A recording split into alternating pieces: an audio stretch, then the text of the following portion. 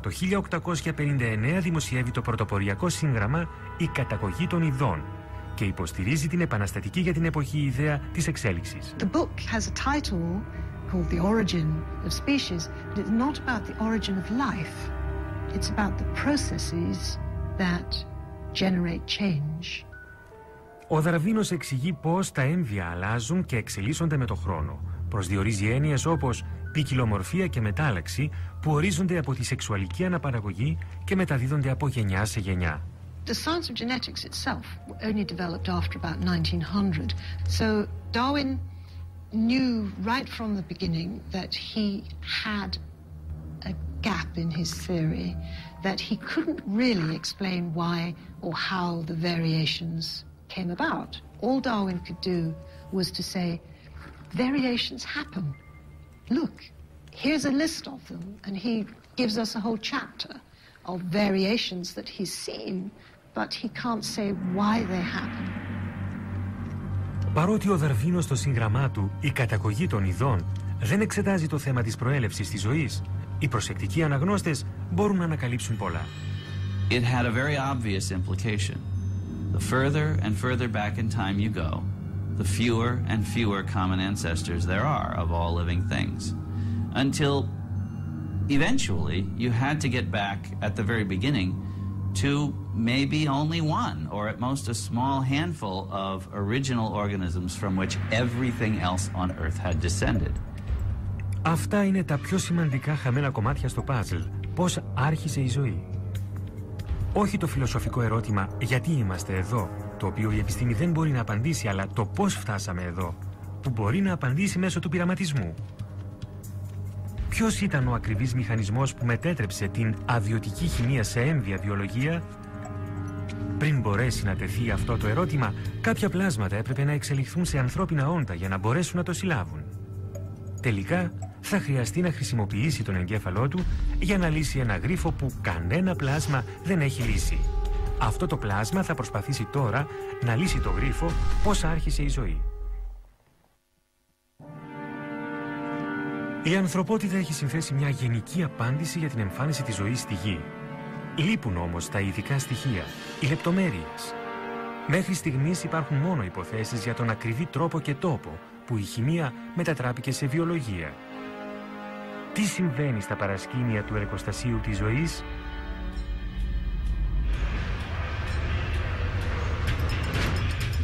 This whole section down this hallway, that's research and development, R&D. I mean, I don't know what they do in here, but basically they're trying to figure out what goes on behind that curtain. Of course, everybody wants to know that, right? Here we're studying all kinds of theories about the exact circumstances that produce life. Did it happen underwater? Underground? Or did it come from space? We're willing to take a look at anything. The point is, whichever one of these ways life used to get going, once it did, it really took off. I mean, look around. Με κάποιον τρόπο είναι σαν να έχει προσβληθεί η Γη από το φαινόμενο της ζωής. Τα δέντρα, κάποια από τα υψηλότερα έμβια όντα, φτάνουν μέχρι και 100 μέτρα, σαν να προσπαθούν να φτάσουν τα πουλιά που πετάνε πάνω από τη Γη και τους ωκεανούς. Οι ωκεανοί, κάτι περισσότερο από μια ζωντανή σούπα, ένας πηχτός ζωντανός χυλός. Από τους 3 εκατομμύρια μικροοργανισμούς του ζωοπλακτού που τους παρασύρουν τα ρεύματα, μέχρι το επιβλητικότερο πλάσμα στη θάλασσα, τη γαλάζια φάλαινα μήκους 30 μέτρων.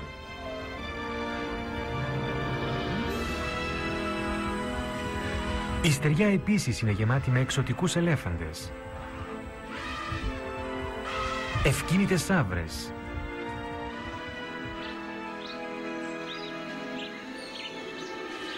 ζωηρά ελάφια, εύθραυστα λεπιδόπτερα. Και μετά εμείς, οι άνθρωποι, περίπου 7 δισεκατομμύρια και αυξανόμαστε. Όχι μόνο είμαστε ζωντανοί, αλλά και γεμάτοι άλλα ζωντανά πλάσματα. Τέρατα που τριγυρίζουν στα φρύδια μας και εισβάλλουν στα σπλάχνα μας. Δεν υπάρχει σχεδόν κανένα μέρος του πλανήτη που να μην φιλοξενεί κάποιο πλάσμα που αγωνίζεται για την επιβίωση και την ευημερία του.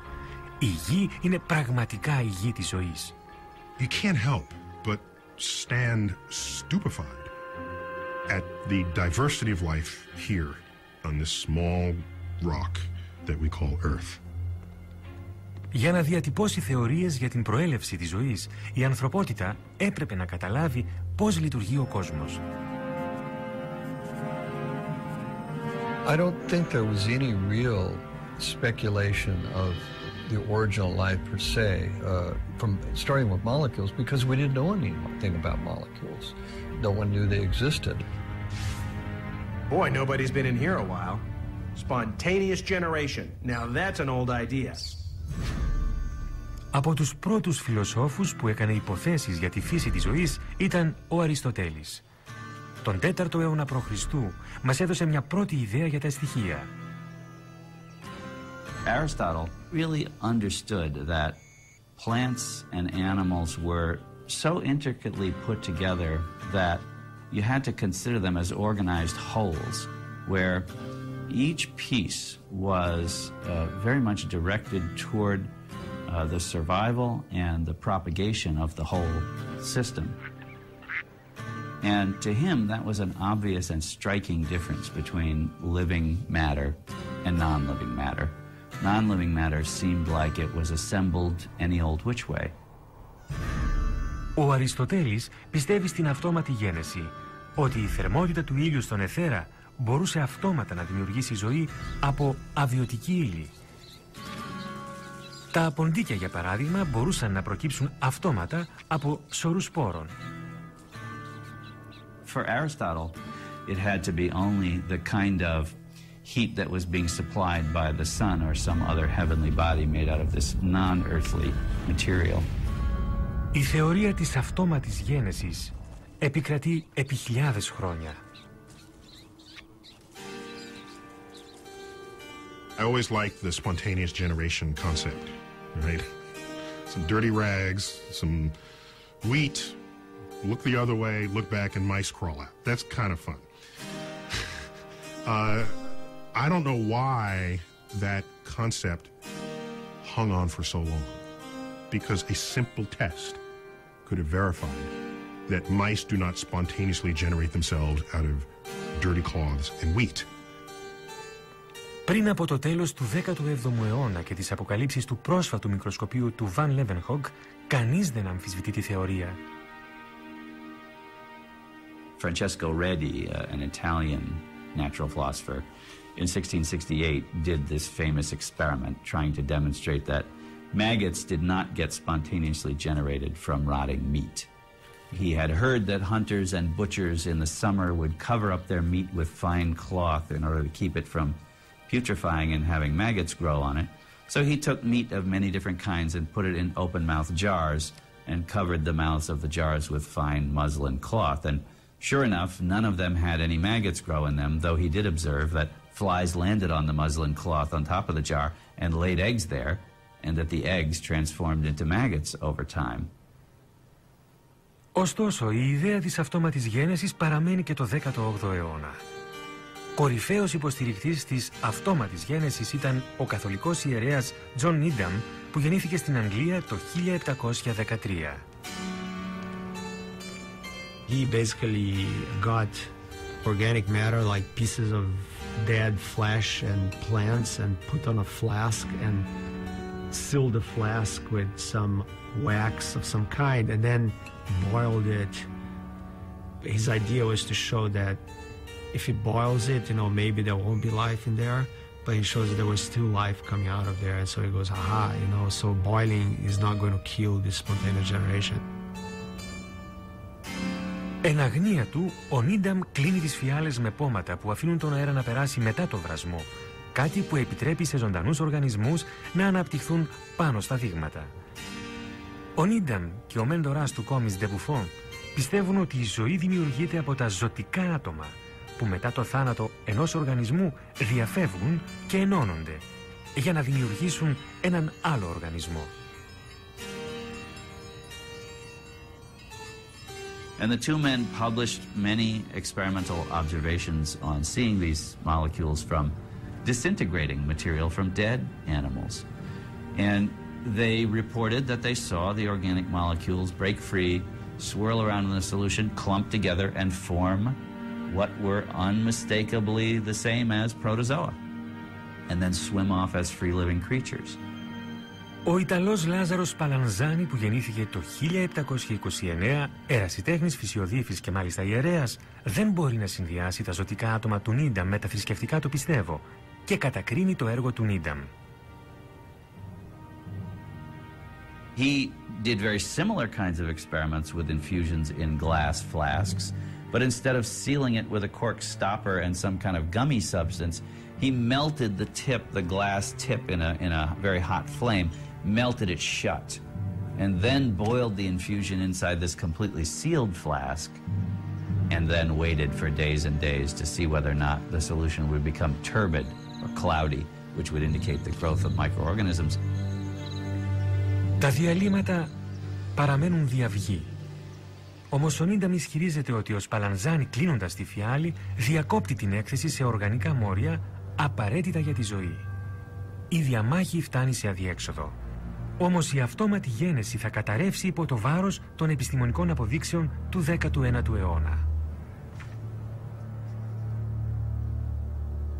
Το 1862 ο Γάλλος χημικός Λουί Παστέρ επαναφέρει τη διαμάχη του Σπαλανζάνι και του Νίνταμ και αποδεικνύει με ένα πολύπλοκο πείραμα ότι η αυτόματη γένεση είναι αδύνατη. Pasteur tried to find ways of allowing air access to the infusion so that he would once and for all answer that old criticism of Needham, and yet still preventing the germs themselves floating freely in the air, and that when those got into the infusions, those were the source of growth in there. Ο Παστέρ χρησιμοποιεί 3 ομάδες φιαλών. Στην πρώτη, οι φιάλες είναι σφραγισμένες. Στη δεύτερη, είναι ανοιχτές, αλλά ο λαιμός τους είναι στενός και κυρτός προς τα κάτω. Στην τρίτη, οι φιάλες είναι ορθάνυχτες. Έπειτα από μόλις λίγες μέρες, το διάλειμμα στις πρώτες 2 ομάδες παραμένει καθαρό. Στη δεύτερη ομάδα δεν υπάρχει μόλυνση από βακτήρια, επειδή οι επιμήκεις γυρτοί λαιμοί δεν τους επιτρέπουν να περάσουν. Με αυτά και άλλα πειράματα ο Παστέρ καταρρίπτει την αυτόματη γένεση. This is one of the single most convincing pieces of experimental evidence that was contributed by anybody to the spontaneous generation debate. But there's an interesting follow-up on that experiment. Pasteur was so convincing in showing that life could not arise spontaneously that it took another 30 or 40 years before people began to think about the origin of life again, because his experiments had been so convincing that they sort of wiped out thoughts of life arising by itself. Όμως, πώς προέκυψε η ζωή αν όχι αυτόματα? Πώς η χημεία της ζωής έγινε βιολογία?